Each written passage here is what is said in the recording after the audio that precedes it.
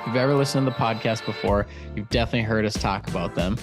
They are our go-to team for money questions and also getting approved for financing.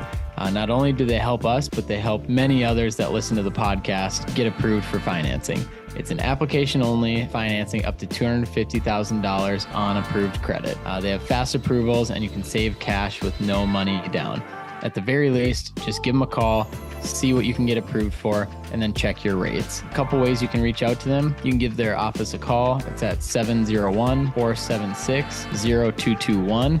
Just make sure to mention that the Dirtbags sent you, and they'll definitely help you out.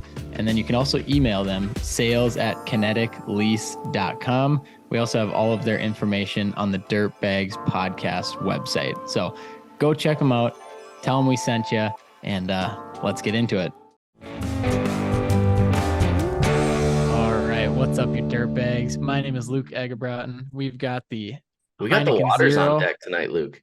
Dude, what? Oh, I got a Heineken Zero. You got but it's non-alcoholic, so that's like That's water true. anyway. That's true, but it tastes pretty good. We've got we've got a big gulp here, so big water. But we just got off of probably an hour-long meeting with the man Jason Spangle and Dervin, Esch's Septic and Dig It Excavating.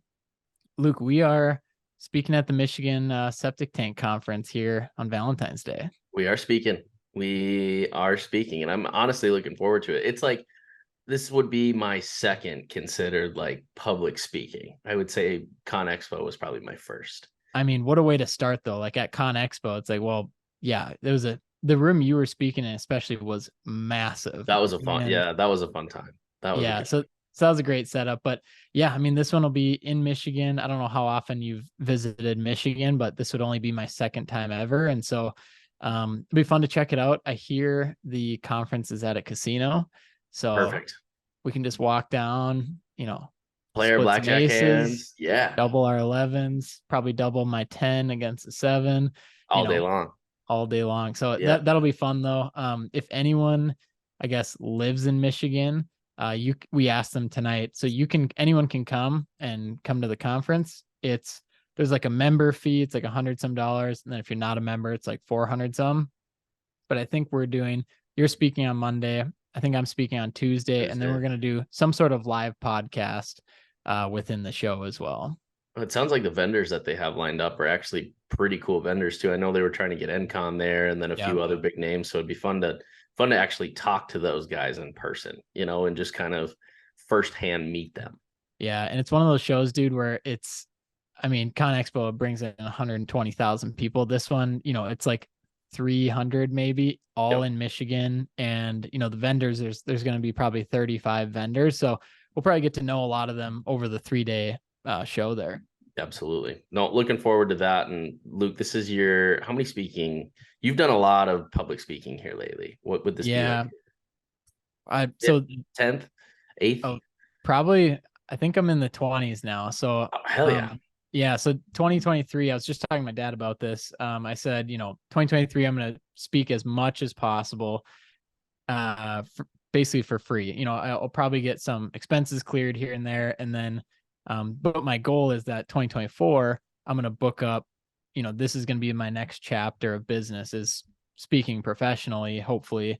And then getting, a speaker fee for it. And so, yeah, 2023 was awesome. Like we spoke to high schools, colleges, Con Expo, septic conferences, and just anywhere that would take me. I said, no problem. I'll fly out there. A lot of times I just covered my own flights and everything, but it helped a lot because it helped with like some of that stage fright. And it's just like, man, if you can talk to septic owners on Vancouver Island that have never heard of me, I can probably talk to, anyone else. So it puts you in some uncomfortable situations, but at the end of the day, like nobody's going to get mad at you or anything. And they're all there to learn. Yep. Exactly. 100%. Love it.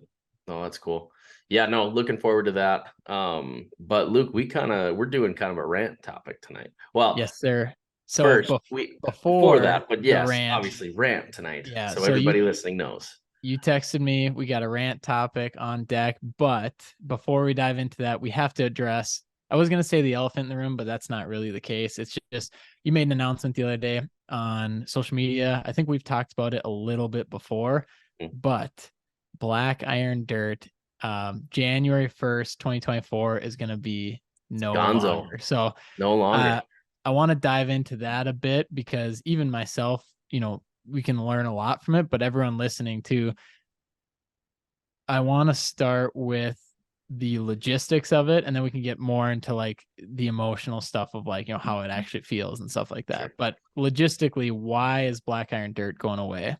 Logistically, it just makes sense to have one company. I tried to kind of explain it in my post, but I was like, I'm going to keep the short, simple, and kind of to the point. But basically, throughout this year, we were already operating as like Western fully, but Black Iron still had its name on, there's different things that Black Iron is registered for, as far as like award systems and things like that they'll still run and operate and, dig house foundations under, basically. But it was like a 20-80. So 20% of like true Black Iron work, and then the remaining was like an 80%. And we saw a lot of like confusion. They're like, well, we have Western Excavating as the contractor here, and we're having Black Iron pickups show up. So that was kind of like the leading, and where Cole and I are like, maybe we should just operate under one name. And obviously kind of saw how the year went, and we're like, yep, that's the right choice. But I mean, it's a lot simpler than people think too. And I mean, we went with, people ask, well, why didn't you keep the Black Iron name? Personally, I think it's elementary. When somebody calls me and they're like, oh, hey, is this Black Dirt Iron? And I'm like, Black Iron Dirt? Yeah, this is Luke, compared to, oh, hey, is this Western Excavating? It's easier to say off the tongue. It sounds a little bit more professional. And, there's not anyone that has a logo like ours, and, kind of the branding like we do. As far as like Black Iron, there was 4 or 5 people in our area that have names similar to ours and machines that are black, and, so it lost some of its swagger in a way. Sure. Off of that too, it's kind of like a new chapter, a new beginning, because you started Western in 2022, and obviously it took off in a league of its own, but just it's different work, and so I feel like, Black Iron started with the skid and the mini and grew to what it was, and now Western came in, it was a totally different company. So I feel like it's almost simpler too, just to say like, this is more of what we are going to be doing in the future, and this is less of it. And so kind of just turning the page on Black Iron. But you also mentioned in your post too, which I think is totally relevant, the expectation of having black equipment of, it's with Western, it's like, yeah, you can have whatever color you want, or you can do anything you want. With Black Iron Dirt, you show up with a cat yellow 325. Yeah, they're like, who the hell is questions. This guy? Yeah. No, that was a big thing. And black was harder to get, so we had ordered a couple skids, and Cat shut the paint booths down, and they're like, oh, Luke, sorry, can't get black anymore. And that was kind of a struggle. But as far as like, jumping the two businesses together, Black Iron's still gonna, or Western's still gonna do the stuff that Black Iron did, right? They're gonna dig the basements, they're gonna do some of that small piddly shit that we did, the demos, all of that will now just be held under Western. And hopefully, it'll improve some of the cash flows, and then how Cole and I are setting it up. So Black Iron is a doing business as. I own a separate company. It's called LDP Enterprises, which are my initials. So that is what has bought and paid for a lot of the equipment that Black Iron uses. So Cole and I figured we're not going to buy that equipment from Western. It's already bought. Why would we buy it twice? So we're basically, LDP is going to become a rental store in a way, to where I'm going to rent the pieces on a monthly basis to Western and get, a monthly whatever that is back, just to cover those costs, and then, plus a little or something. So how many pieces is that? Oh, I have a list. It's quite a few, because there's quite a few pickups. I think the list is close to like 25. Trailers, pickups, dump trucks, hose, dozers. Yeah. LDP's got 2 dozers, Western's got 1. And so yeah, and then it'll just look a lot more uniform. Hopefully take away some of that confusion with the people that we work with. Sure. Yeah. And it's a little less distracting for you and Cole as well, of just like, okay, who's on this job, or where is this being billed? It's similar in a little bit. We were talking to Jason about that, of having two different companies and Yep. billing it differently and figuring out which one's which. But now you can put all your time, resources, energy when you talk about what you do, what you own. It's Western. I Yeah. mean, that's what it is. 100%. And that was the thing too. It's like, okay, we have two businesses. They can do the same thing. They have the same equipment. Who's going to bid on what project, right? If Sure. I've got a commercial project in this area and they send it to Black Iron, well, to me, I would think, well, I think Western should bid on this because that's kind of in the realm, but then that also takes revenue away from Black Iron. So it's like it was a give and take. So that's where that compromise had to be made. Yeah, dude. I mean, it's like we recently had this kind of, I guess you'd say, issue as well with Phaser and Dirtwork Marketing, and what we thought was going to be a good idea of having two separate companies and two separate Yep. agencies, one where I own 100%, one where I'm partnered 50-50. Mhm. On paper, it looks like a good idea, and then as you start doing it, it's like there's so much overlap and It's a lot. spillage, and it's like maybe this doesn't really work, and it's really nobody's fault. It's just Mhm. like psychology and human nature, and it's just not meant to work that way. And so you said Correct. that in your post too, of just like, having the two companies just didn't make as much sense Mhm. that do the same thing Yeah. essentially. Yeah, no, it didn't. It doesn't really make sense because why have two of the same things? It's Yeah, like driving two pickups. Why not just have one? You know, I'm sure you're gonna get a lot of maybe hate. bad, You're maybe a gonna get a bad, lot of hate you know, mail for that one. probably, but yeah, but yeah, either way, we're anxious for it, and Cole, we decided we're like, hey, come December, let's make a post, let's make it known. And Yep. honestly, I've gotten mixed like reviews from people on it. I had a phone call conversation today, and the guy was just dogging on me about how I was talking about like revenue, and he's like, you almost like put yourself on a pedestal. I'm like, well, that wasn't the point. Like, I'm not trying to put myself on a pedestal and say, hey, look what we got. I'm like, this is what it has grown for, from doing 500 grand the first year to now this year we're well over 10 million. And people Yeah. are like, oh, can't believe you would put that out there. I'm like, who Really. cares? Yeah, yeah, dude. It was Yeah. weird. It was a very weird conversation. And then there were some people that were like, "Hey, super cool. Didn't know you guys had that much growth." One of the guys, Chris Lil is his name, commented on it. And I had followed him on LinkedIn for a while, but he Yeah. didn't understand like our scope and what we were able to take on. And I Right. was talking to him a little bit, and he's like, "Luke, I always wanted to reach out, but I always thought you guys were smaller, and that's what you did. So when you Yep. talked about your revenue base, he's like, I knew like you can take on a lot of our projects too, or at least bid on them." Yeah, 100%. And it's too bad the people that get upset about talking about numbers, and you know, when you surround yourself with people that do talk business and they do talk about revenue, it's never helped me. Nothing else has helped me more than that, is talking to other people that are open to share their numbers, their profits, their struggles, their Mhm. triumphs, what works, what doesn't. And it's too bad that you have to keep a closed door and not share where you're at. And it's probably the 1% of people that think you're boasting about that, but 100%. Yeah, and you everyone can't else you can't knows focus that on them. you're, yeah, everyone else knows that you're not like that. And so Yeah. it's, but yeah. And then so like as you're, kind of dissolving or like kind of joining the companies, what happens on the side of like, Instagram? I know you have Western Excavation and Western X1 now, Yep. which was Black Iron. How does that transition So work? what we'll do with those social medias, like that Western X one will be Western Excavation. We'll delete the Western Excavation one that's Yeah. on there right now, just because we've got 5,900 followers, whatever. But it has a lot more of the posts. It has a lot more of the interaction than the old Western Excavation does. And Yeah. yeah, so Cole will have that password, and we'll just share that account basically. So Yeah. Simplicity, same yep, thing. same thing. And then as far as like website stuff, or because you'll have blackirondirt.com, just forward that to the Forward it to Western site. Western. Yep. Cool. Yep. And I don't know, you and I will have to talk on that. But obviously, for people that still know Black Iron that maybe don't have me on Facebook or LinkedIn, and it Yeah. gets shot to another website, maybe we'll have to have a thing of, Western takeover Black Iron or whatever.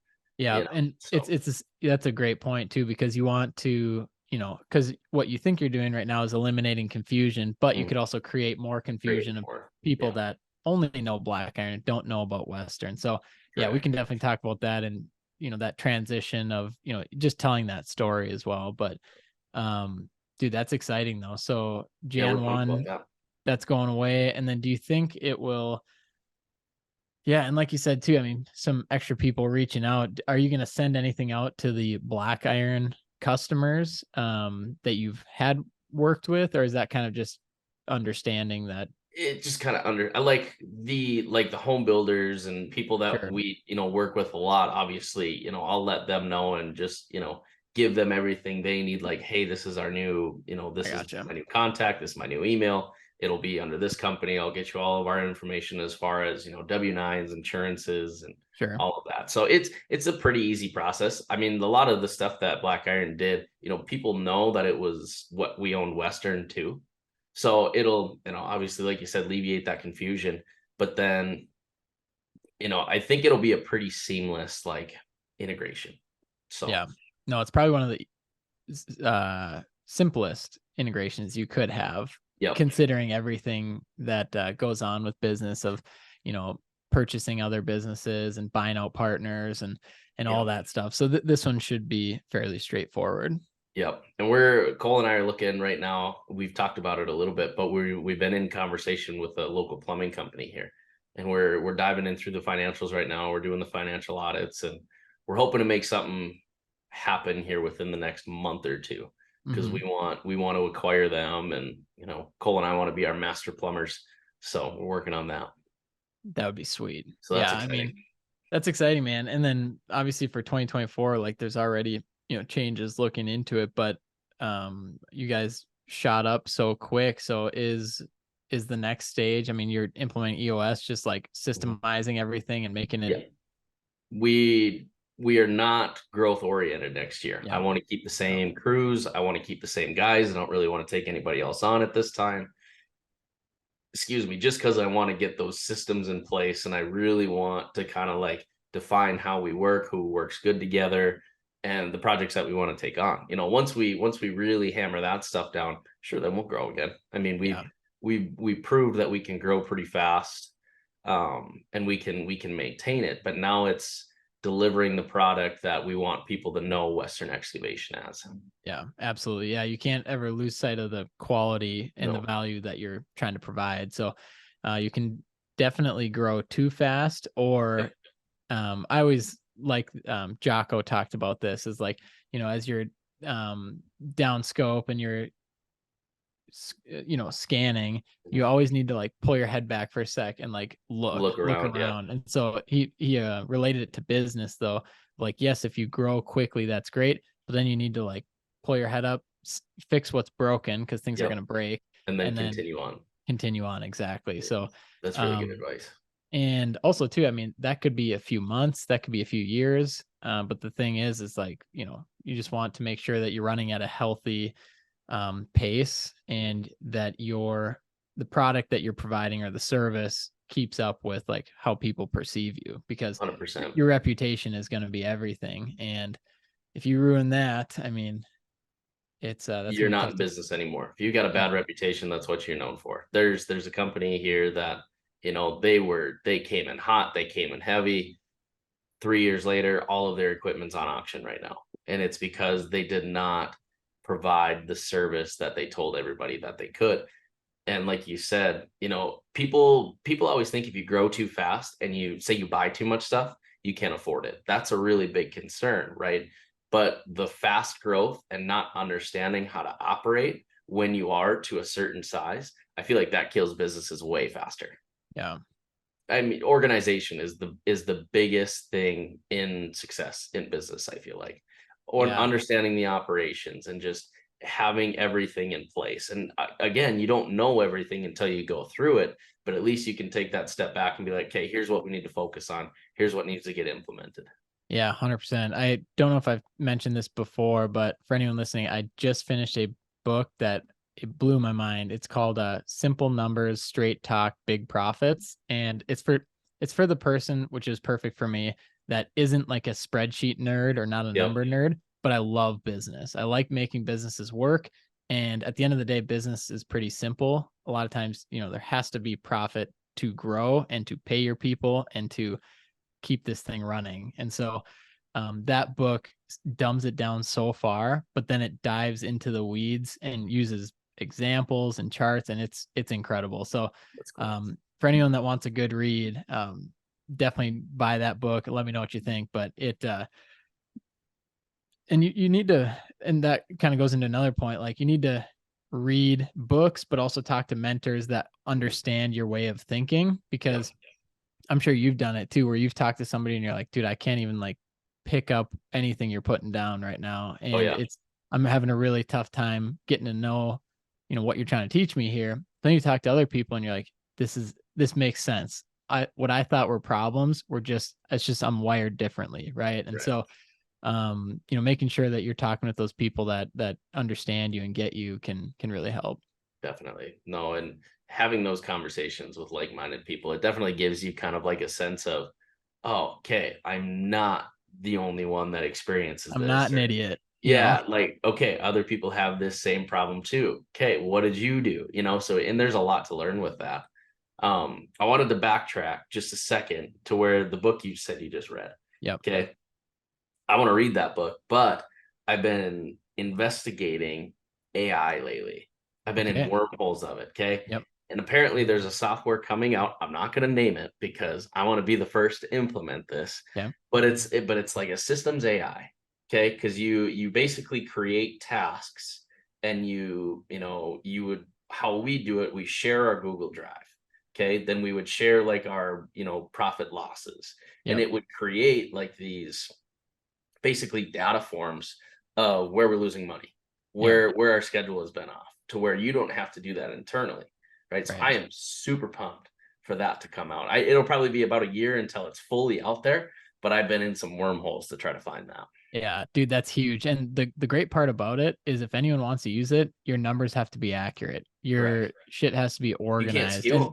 Yep, exactly. And that's what I love about it, because it brings out, usually it'll bring out the best in you. It's like if you feed it false data, or if you feed it unorganized numbers, like if you don't even have a profit and loss statement, there's your first problem. Correct. And it forces you to go back and organize your business. So it that sounds awesome though. That sounds like a good tool that's going to save you a lot of time. And I'm just going to go right into this. I was talking to my dad today. We had our annual biz meeting, and so we go through our businesses, we talk numbers, we talk goals, wins, losses next year. And it's really cool. So we've been doing that every year now. And one of my things I'm working on that he's working on as well is acting more like and I don't like the word CEO, but that's what I'm going to call it, is, understanding your numbers and your business better than anyone. And so I think a lot of us are really good at what we do, but we don't have like our finger on the pulse of like knowing where everything's going and why. And so getting in a habit of, mine's going to be Monday. Every Monday, I'm going to have these 4 reports that I input. So as an example, mine would be clients gained and clients lost. And so just looking at that data. And then another one could be profit and loss. How are we looking as far as profits, and how much are we spending per client, and just making sure that everyone that we're servicing is happy. So going through that. But anyway, going through that every single Monday, so I get in the habit. And then at the end of each month, zooming out a little bit and looking at the business more as a whole. And so that in theory will help me just have it'll give you more clarity. Yes, you'll be able to understand that. Yeah, absolutely. Exactly. So I thought that was really interesting that, we were talking about that. And if anyone wants to, or if anyone has any ideas on that, I could definitely use them, because, I want to be even more involved than I think I am already, if that makes sense. All right, you dirtbags, we're going to take a quick break to thank one of our sponsors, Lambert Insurance Services. If you know Luke and I, we started this podcast to provide value to the construction industry. When we went to seek out an insurance company to work with, there's not a whole lot that are specific to the industry, and we really didn't want to work with a generalist agency, so we kind of put that on the back burner. Then we got to meet Sam Lambert. Sam is a fellow dirtbag himself. He's been in the industry for a long time, but he also started his insurance company in 2008 specifically for construction companies. So when we had that conversation, we knew that this would be the perfect match. So we started working with him, and he's been incredible. He leads first. He wants to be a resource first and an insurance agency second. They can help with provide general liability, workers' comp, commercial truck insurance, insurance for equipment, and so many more different avenues that he can provide coverage for. The great part about it is, they're licensed in most states, and they always quote through multiple companies. So that's how you know you can get a competitive rate. And even better, Sam, he's the owner. He wanted to provide his cell number just so if you have any questions, specifically from the dirtbags, you can always text him, give him a call, ask to compare plans, or just ask, what his rates would be, and then he can help direct you to the right place or answer your question from there. His number is 385-204-5799, or you can reach them at their website, which is lambert-ins.com. So reach out to him if you have any insurance questions. We're very excited about this partnership. Sam is an awesome guy, and we're just excited to continue providing value for all you dirtbags. So thank you, Lambert Insurance. Give him a text, shoot him a call, let him know that you're fans of the Dirtbags podcast. All right, you dirtbags, are you tired of tedious manual data collection and costly field studies in your quarry or sand and gravel operations? Let's talk about Vantage Point, the first quarry operations software crafted to meet the high demands of modern data-driven quarrying. Seamlessly connect all of your equipment data and access the crucial information you need instantly. Be the hero of your operation by boosting efficiency, exceeding your productivity goals, and bottom line revenue with Vantage Point. Discover why 4 of the top 6 aggregate material producers in the U.S. are using Vantage Point. Visit vantagepointquarry.com/dirt to learn more. Very cool. You'll have to keep me up to date on how that goes and all that stuff. Yeah, it should be fun. And I think a big thing of it too is you kind of have to pull yourself out of the dirt or out of the muck, I guess, of like doing everything in your business. So then you can pull your head up and make those type of decisions. Correct. Speaking of doing things, 75 Hard, how's it going? It's been good, man. It's been really good. I think as of this recording, I think we're on day 15. And yeah, dude, it's the workouts have been great. Diet has been good. My diet's pretty easy. I'm trying to gain weight, and so a lot of carbs, a lot of meat. So no issues there. Just no fast food, no pop, no desserts, nothing like that. So that's pretty easy. The no alcohol is easy. I don't mind NAs, tossing in a little jerky chew, a little teriyaki, get a buzz going. And I think there's a couple people that are doing it too alongside me, and so it's like that's pretty cool. But cool. I was doing some quick math, and I think I will be done by the time we go to Michigan. Beautiful. So I was like, dude, that's perfect. Hell yeah. So it's good, man. It's really good for me, and it's not like a punishment to me, but at the end of the day, I'm like, I can be so much better than what I have been. And so it's a little bit of that, I think, of I can push myself further. And it's been good though. It's a fun challenge. 100%. That's how I look at it. It's more of just a challenge of like, man, if I can't do this, like I can't do anything. So, go get it done. We've got our marathon coming up here in like 10 days. That'll be fun. Yeah. So that'll be a fun challenge as well, but just trying to push ourselves a bit harder and do some fun stuff along the way. Absolutely. Well, hats off to you, man. Way to go. Appreciate that. So let's, if we didn't already do the rant, let's dive into one I'm super excited about. You texted me, I think it was today, retainage. So, talking through how that affects your business. So for somebody like me and maybe some other people listening, retainage, I've been around it, but also like give me a refresher of like what it is and how you see it in your business. So retainage is money held from any commercial project, right? There's companies that structure it differently, but I would say 90% of the time it's a 10%. So say you bid a project at 500 grand. right? If you bill out that entire 500, you're going to have $50,000 held up in retainage. That retainage is, held by the contractor until, usually there's some instances to where they'll do like a 5% release after the project is halfway done. And then the remaining 5 goes to the contractor after final sign off from the owner. And sometimes that can take, you think of building like 12, 18 months, to where you don't see that. And we're seeing it in Fargo, and I explained this to a couple of the guys the other day, and Cole and I were talking about it because, everybody's curious about Christmas bonuses. And I'm like, I got to figure out where we are here, guys. Cause I was like, we got to figure out things. We got to see where all of our money's going and all this, but retainage was huge because so Becky, I had her put a list of all of our billables and then our total retainage, and I'm showing them that. And I'm like, this is money we haven't even seen yet. Say you bill out 5 million. Right, you've got 500 grand in just retainage, which is wild because you won't see that for another, 12, 18, 24 months until that project is completed. Again, there are some to where they'll do like a halfway release, which is great. But even then, I mean, in an aggressive area to where you want to try to gain or, bid work and win it, you're bidding on a 12 to maybe 15%. So say you're on a 2% net without any retainage to make any money.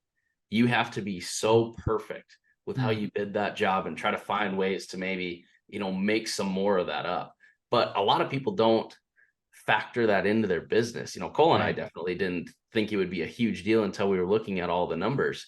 And we're like, that is a huge number that, say we wanted to give the guys, 10 grand, 5 grand for the Christmas bonuses, whatever, that could be that full retainage amount. Now we have to make that up somewhere else, and that's nobody really talks about it either, but it's just widely known in the commercial industry. Retainage is always going to be taken. So let's back up. Yeah. Let's back up a little bit. So let's say $500K project, 10% retainage. What would your typical profit margin be on that $500K? Depends on where it's at, right? Yeah. Like say we bid a $500,000 job in South Dakota and we're traveling 6 hours either way from Fargo or Bismarck or wherever, and we have good relationship, and say we bid it at a 40%, right? Those will have good margins on them. But it's like your in-town stuff of Fargo mainly. I'll pick on Fargo, but where you have a big abundance of companies that are all kind of fighting for the same thing, to where if you bid under, say you win a project at an 8%, you're losing 2% of that money right off. You won't see 2% or an 8% margin, that retainage. You're basically back, however many percent from the project start, if that makes sense. Yeah. So, so you're saying it potentially would be like an 8% margin, and you're given 10% for retainage right away. Correct. That's correct. Gonna be well, and they're taking 10% out is how it works. So like, per month you send out your checks. Yeah. Then they hold 10% of your monthly billings to them, right? And that is your retainage, if that makes sense. Yeah.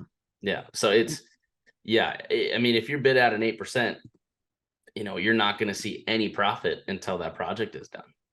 Yeah. And like you said, float that? Yeah. And like you said too, that's if everything goes right. Correct. And you have to keep it tight, and you have to execute very, very well. So, second thing I had, is that typically negotiable? Or I suppose it probably totally depends on how many contractors are bidding on it, or.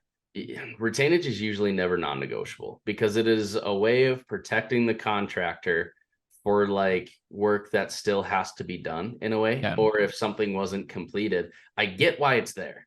Yeah. But I feel like if we were to have like a really good relationship with a general contractor, we could maybe get away with the 5% at halfway mark, but they would still keep that remaining 5 towards the end of sign off. Interesting. So it's interesting. That's kind of what I was going to ask too, because you mentioned the 5%. I was just wondering, like, would that be talked about up front? So say you have a good relationship with a GC, and then so there'd be 5%. Obviously that would be more ideal, because then you get some of it back, and then the 5% at the end instead of the full 10. Correct. Yeah. That's usually negotiated right when you get a contract, right? You'll see retainage held, you'll see it in your disclosures, right? And you can try to negotiate it. We always try to negotiate that out of our contracts. But there's a lot of we're a new company to a lot of these GCs, right? So Right. it's like a trust thing for them. Like, we need this to kind of understand who you guys are, how you operate, and things like Yeah. that. So I get it, Yeah. but the contractor basically funds that project, Right. and then they get their profits a year later, which is tough for a business to sustain. Yeah. So I got another one for you then. Is there a certain size of project that takes retainage, or is it just when you work with a GC, or All commercial projects will take all retainage. commercial All projects? commercial projects. Yep. All general contractor projects will take retainage. Gotcha. So obviously residential wouldn't make any sense for. No, residential doesn't hold retainage. Their retainage is like, if you take 50%, before you start, their retainage is paying the remaining 50 after the project is done. You just have a lot faster of a lead time, because your scope for a residential is probably a lot different than a full, building going up, Right. so it's still kind Oh, of there, but it's, yeah, I gotcha. Because you know, residential, it's yeah, the timetable's way yeah, different. yeah, Yeah. way different. Say I dig a basement, right, for a residential home contractor. I bill for everything that we've done, and then say come a year later, the house is done and it's spring and they need a rough grade. Well, I don't bill for the rough grade because that wasn't completed. They don't Right. hold retainage, but that, whatever that dollar amount still holds me to doing that job. Yeah. So some of the new guys that want to get into commercial, have you seen, is this typically something that they know about, have never heard about, understand? Like, been your background with that? It should be known about, because I mean Yeah.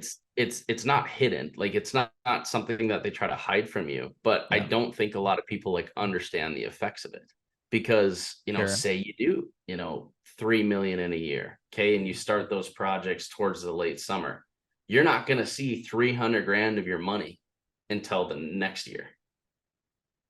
So with that 300 grand, how are you going to front that? Basically, that's the hardest concept to grasp, because Yeah. you as a sub under the GC, you're going to have lower tier subs, is what it's called. And when they do work for you, you don't hold any retainage from them. You're paying all up front. So it's an interesting world. You got to get creative, that's for sure. Yeah. So let's just keep going on that. Like, from what you've learned probably and what you're currently learning, like, how do you budget that, and what do you recommend to do? Like, do you just try to set aside as much as you can to front that? That you gotta, I mean, what's really helped us, we've got a great established credit line through our bank. Yeah. And that helps, because that'll help flow expenses, and then once we get our cash flow, then you pay that down and whatever. Another thing with that credit line, kind of off the retention topic, is vendors.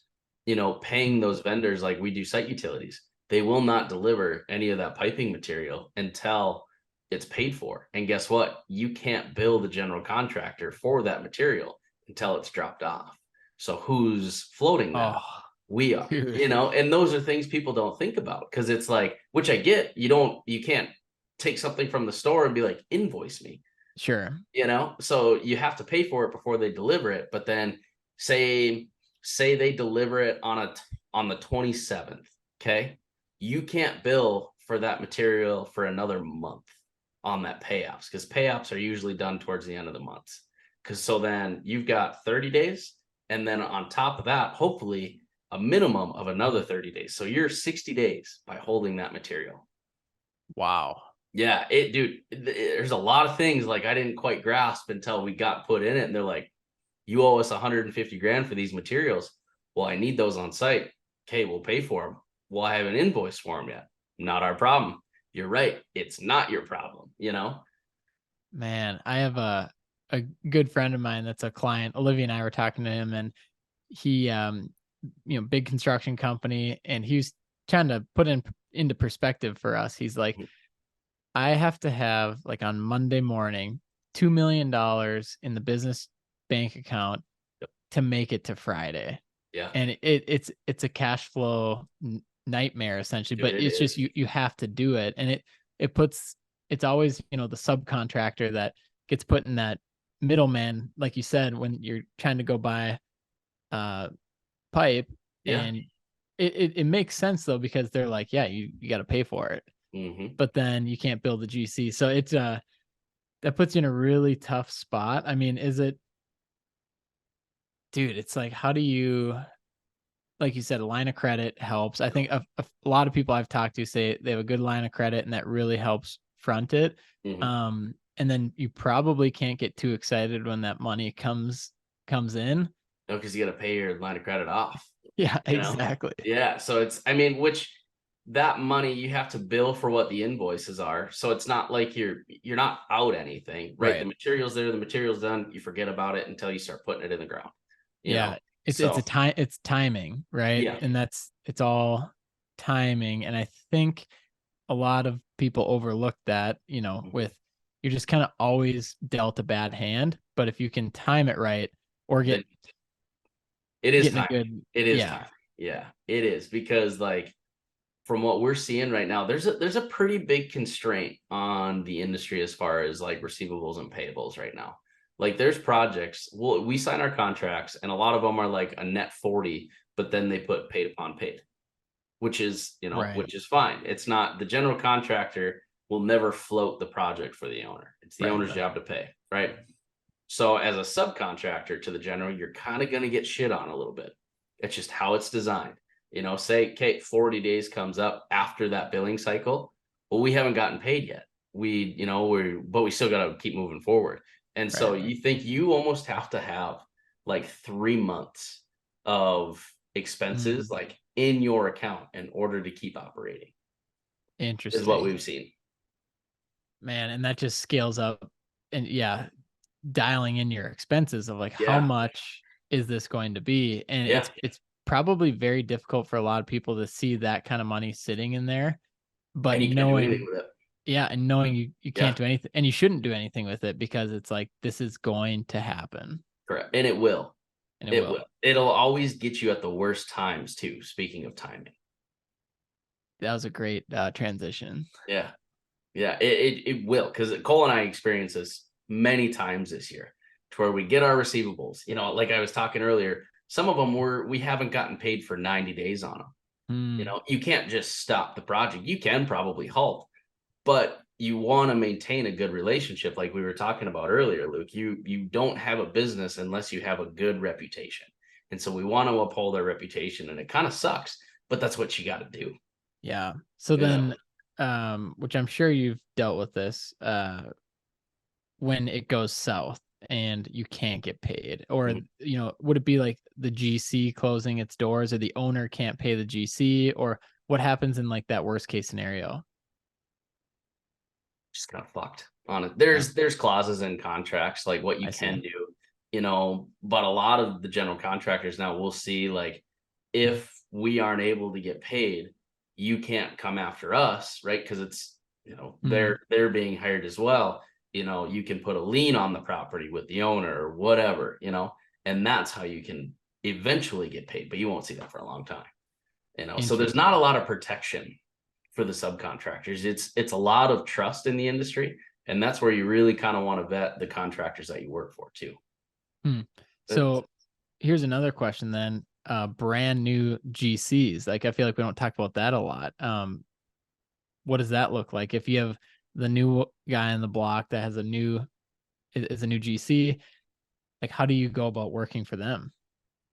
we've worked for a lot of new GCs this year, and a lot of the time they stem from already operating under a general contractor, so they understand how things work. You Yep. know, you see them take things more like to heart, to where they Okay. really invest themselves into the project, and that project is theirs, compared to, you know, a bigger contracting company where you have your PM in your suit, that it's like, hey, this is the way it is. Sorry, you know, we're doing our best for you. To where if it was, you know, the newer guy, or, you know, the new GC, they're gonna probably be a lot more emotional, and they're gonna try to help you out that the best they can, you know. So we've liked working with the newer GCs because they're more than willing to try to help. They're more than willing to, help get things processed faster and things like Yeah. that. So Yeah. Interesting. Yeah. I feel like if you can, even get to know the people behind the company and the people at the front desk, the people that process the checks, like all that yep. stuff, any little bit I'm sure can help, because they've got a whole long list of subs and vendors and people to pay. And so if you can just edge yourself up there a little bit, it'll help. Oh, big time. And it's having respect for their business too. Yep. You Yep. gotta, you can't look desperate, which is the worst part.